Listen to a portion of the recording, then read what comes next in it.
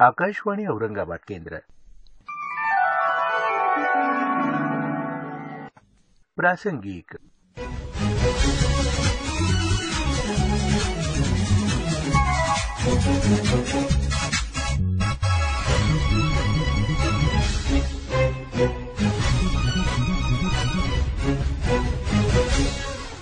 वस्तू आणि सेवा कर आजपासून संपूर्ण देशभरात लागू झाला. या नव्या कर प्रणालीच्या अंमलबजावणीनंतर कर आकारणीत होणाऱ्या बदलासंदर्भात सनदी लेखापाल उमेश शर्मा यांची वैभवी जोशी यांनी घेतलेली मुलाखत प्रासंगिक या सदरात आज आपण ऐकणार आहात.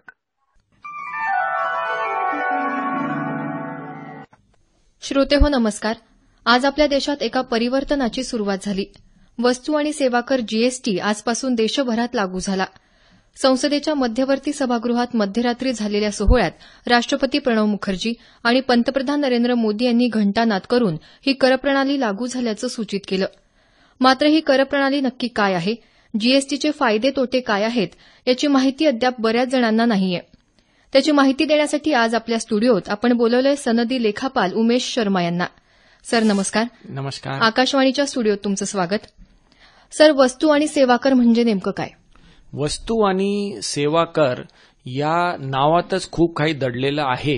याचे 3 विभाग जर आपण केले की वस्तू, सेवा आणि कर, याचा अर्थ की वस्तू म्हणजे गुड्स, की जे आपण वस्तू खरेदी करतो दुकानातून त्याच्यावर आधी व्हॅट लागायचा, एक्साईज ड्युटी लागायचा, त्याच्यावर आता हा एकच कर लागेल, त्याला आपण जीएसटी म्हणू, गुड्स आणि सर्व्हिस टॅक्स. आणि सेवा म्हणजे सर्व्हिसेस. आपण सीएच्या सेवा घेतल्या, आर्किटेक्टच्या सेवा घेतल्या, इंजिनियरच्या सेवा घेतल्या, त्याच्यावर सर्व्हिस टॅक्स लागायचा. तर वस्तू आणि सेवांवर वेगवेगळे टॅक्सेस लागायचे. प्रत्येक राज्यात ते वेगवेगळे लागायचे. आता पूर्ण भारतवर्षात एकच कर प्रणाली राहील आणि वस्तू आणि सेवा या दोघांवर एकत्रित लागणारा कर म्हणजे जीएसटी, गुड्स आणि सर्व्हिस टॅक्स. सर, यामुळे कोणकोणते बदल होतील? म्हणजे सद्यस्थिती कशी आहे आणि वस्तू आणि सेवा कर लागू झाल्यावर काय बदल होतील? वस्तू आणि सेवा कर लागू झाल्यानंतर खूप मोठ्या प्रमाणावर सुटसुटीतपणा येणार आहे. प्रत्येक राज्यात मला वेगवेगळे कर भरावे लागायचे, आता ते भरावे लागणार नाही. प्रत्येक राज्यात वेगवेगळे कराचे दर असायचे व्हॅटचे, आता तसे नसणार. एका वस्तूची किंमत, जसे मोबाईलवर जर 12% कराचा दर आहे महाराष्ट्रात, तर पूर्ण भारतात तो 12% दरानंच विकला जाईल. याचा अर्थ असा झाला की आपल्याला वस्तूंच्या करांचे दर हे आता सर्वत्र एकत्र राहतील, ट्रान्सपरन्सी वाढेल. नंतर इकॉनॉमीमध्ये खूप मोठ्या प्रमाणावर डिजिटलायझेशन होईल, कारण की ह्या सगळ्या व्यवहाराची नोंद ही जीएसटीएन नेटवर्कवर राहणार आहे. अधिकाऱ्यांसोबत याचा खूप मोठ्या प्रमाणावर बदल झाला, कारण की नागरिक किंवा करदाता याला अधिकाऱ्यांशी दरवेळेस चर्चा करायची गरज नाही, त्यांच्याकडे चक्रा मारायची गरज नाही. कम्प्युटराइज सिस्टम असल्यामुळे तिथे काही तफावत आली तरच आपल्याला जायचं. जसं बँकेमध्ये दरवेळेस बँकेत जाण्याची गरज नाही. काही जर एखादी ट्रान्झॅक्शन रिकन्साईल नाही झाली तरच बँकेत जायचं. तर हा एक फार मोठा बदल आहे आणि याच्यामुळे भारतात एक गतिमान अर्थव्यवस्थेचा जन्म होणार आहे. अगदी बरोबर सर. आपण रोजच्या जीवनात ज्या वस्तू वापरतो, म्हणजे ग्राहकोपयोगी वस्तूंच्या किमतीवर यामुळे काय फरक पडणार आहे? आता जे जीएसटीचे दर आले आहेत त्याच्यामध्ये 0% एक आहे, 5% एक आहे, 12%, 18% आणि 28% दर आहे.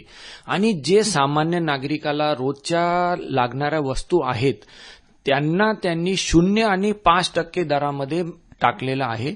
आणि काही ज्या औद्योगिक रॉ मटेरियल्स वगैरे ज्याला आपण म्हणतो त्यांना 12% आणि काही ज्या कॉस्मेटिक्स वगैरे आहेत त्यांना 28 आणि 18 अशा दरामध्ये ठेवलंय.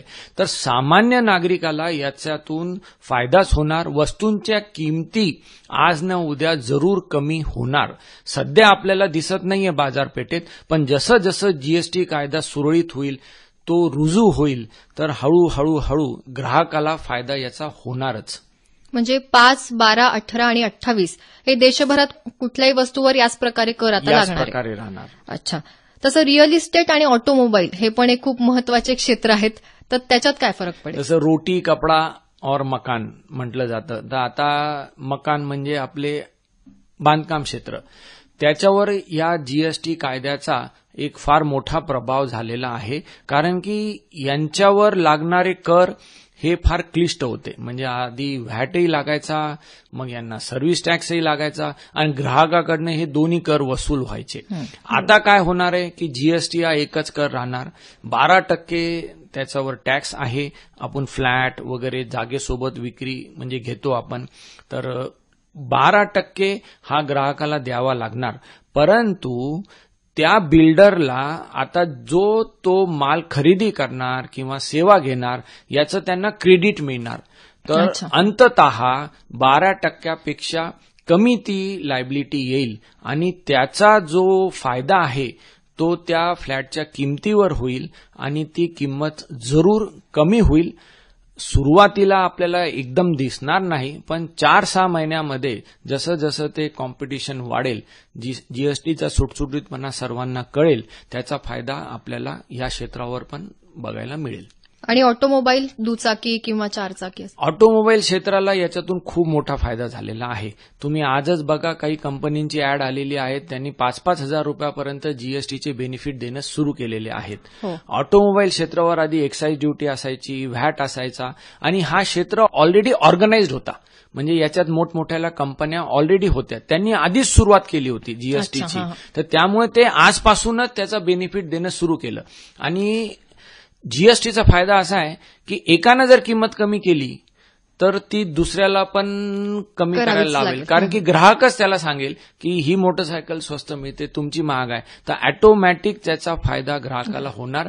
फक्त ज्या मोठ्या गाड्या आहेत, ज्याला आपण लक्झरी कार सेगमेंट म्हणतो, त्याच्यावर एक कम्पन्सेशन सेस हाही एक्स्ट्रा टाकलाय 15%.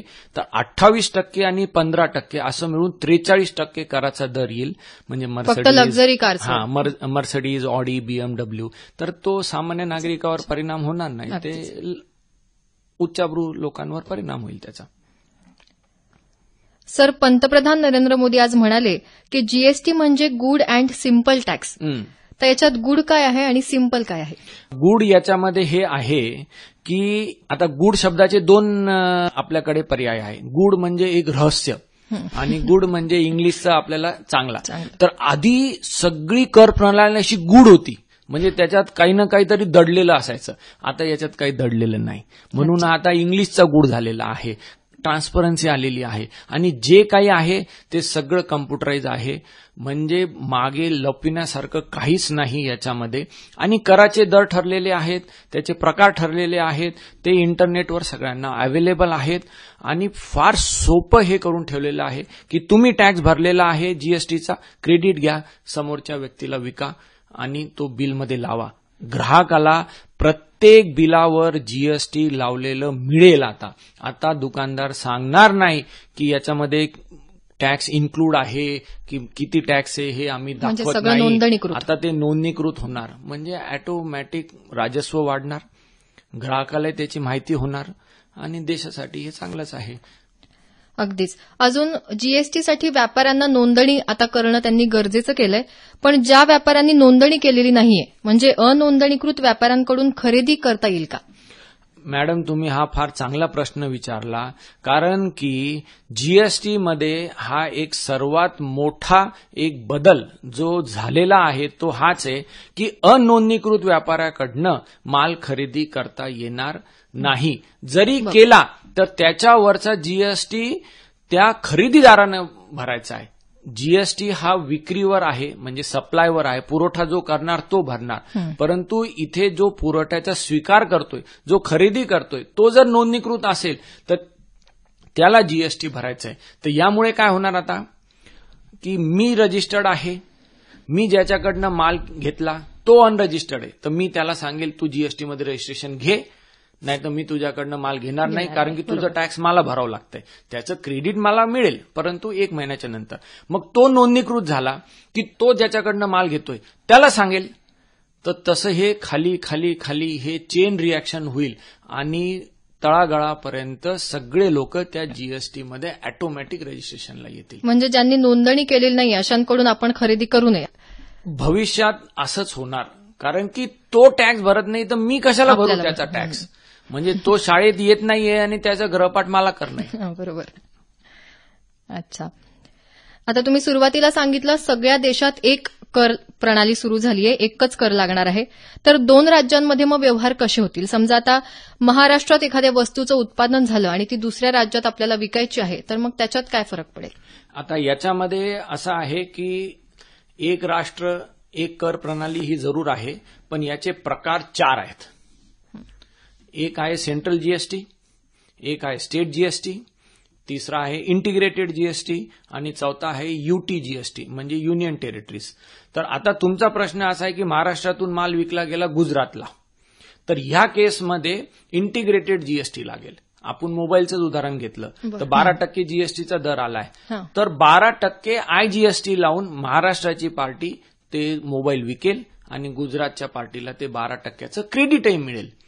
जर तोच मोबाईल त्या महाराष्ट्राच्या पार्टीनं महाराष्ट्रात जर विकला तर 6% केंद्रीय जीएसटी आणि 6% स्टेट जीएसटी अशी त्याची तो फोड करेल, परंतु त्याची टोटल 12%च येईल. तर म्हणजे कराचा दर एकच, फक्त महाराष्ट्राच्या बाहेर जर झाला व्यवहार तर आयजीएसटी आणि महाराष्ट्राच्या आतमध्ये झाला तर सीजीएसटी प्लस एसजीएसटी. आता सगळ्यात महत्वाचा प्रश्न, महागाईवर जीएसटीचा काय परिणाम होणार? महागाईचा परिणाम जीएसटीवर तसा सध्या तरी होणार नाही, परंतु हळूहळू वस्तूंच्या किमती कमी होतील. सेवेंच्या किमती थोडंफार वाढतील, कारण की 15% हा सर्व्हिस टॅक्सचा नॉर्मल कराचा दर होता, आता 18%चा नॉर्मल दर आहे जीएसटीचा. तर सेवांच्या किमती काही प्रमाणात वाढतील, परंतु 0, 5, 12, 18, 28 असे स्लॅब केल्यामुळे कुठे ना कुठे महागाई ही स्टॅबिलाइज होणार, म्हणजे वाढणार नाही, एकतर अशीच राहील किंवा कमीच होईल. तर सर नक्कीच जीएसटी हे सामान्य ग्राहकांसाठी फायद्यातच आहे असं म्हणायला काही हरकत नाही. तर हे जीएसटी खरोखरच एक परिवर्तन आहे आणि आपण सगळे याचे साक्षीदार आहोत. तर श्रोते हो, आता बऱ्यापैकी जीएसटी बद्दलच्या प्रश्नांची तुम्हाला उत्तरं मिळालीच असतील. सर तुम्ही आमच्या स्टुडिओत आलात आणि जीएसटी बद्दल महत्वाची माहिती दिली त्याबद्दल धन्यवाद. थँक्यू.